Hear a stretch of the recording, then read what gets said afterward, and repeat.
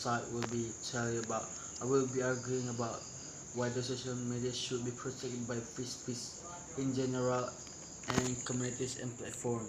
And the second speaker will explain about what is the wrong about social media comments protected by free speech in the little social media or chat platform and communities or group.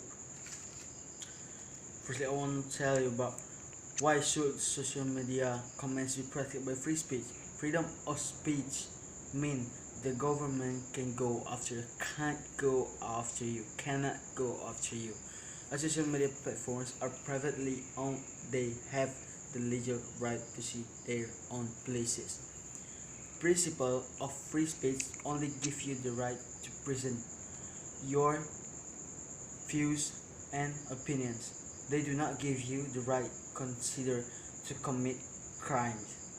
If terrorists wanted to go online and tell us about their crazy plans to rule the world under some radical doctrine, what's wrong with their ideas?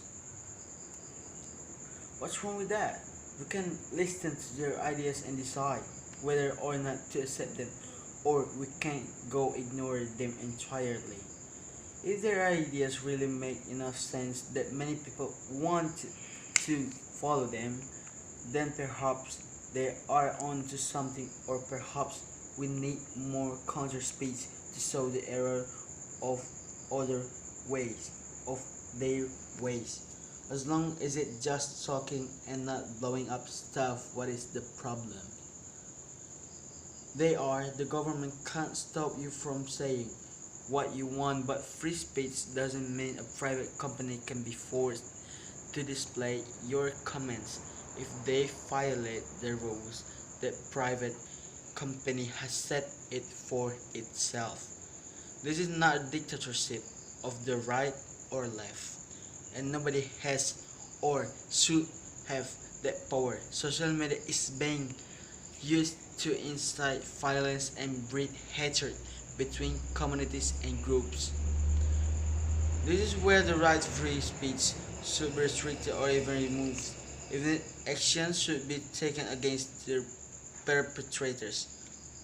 Let's ensure that we use our rights and we never abuse those rights. Ladies and gentlemen, owners of the social media tend to honor the principle of free speech, but unlike governments, they are not under any constitutional or other legal obligation to honor if they do so of their own volition, and only to the extent that they do. Each of them has a public terms of use document in which they delineate among other things. We can attitude acceptable and unacceptable speech for people using their facilities. There are discrepancies. What is acceptable speech on radio might not be acceptable on Quora.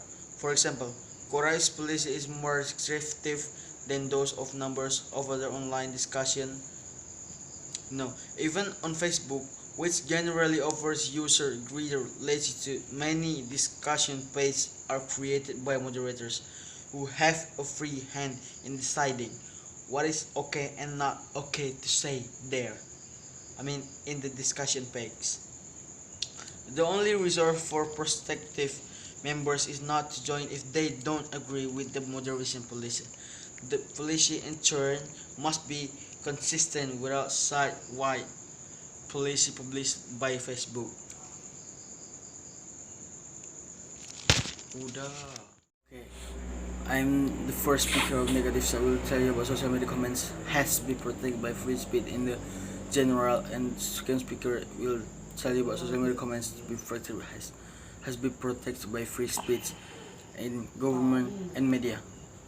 Okay, I will start about from social media is a medium for us to express ourselves, right? So this is why we should have our freedom of speech. However, every freedom also comes with the right. One of those things is to ensure that others to have their rights. Our freedom of speech should not hamper another person's right to have their freedom of speech. The the main idea is asking, should social media comments be protected by free speech? They already are. They are already protected by free speech. You know anyone who's had a knock on the door from the police in the middle of the night because of posting on social media? Social media companies are private. They are not the government. They don't and can't have people arrested for something they post.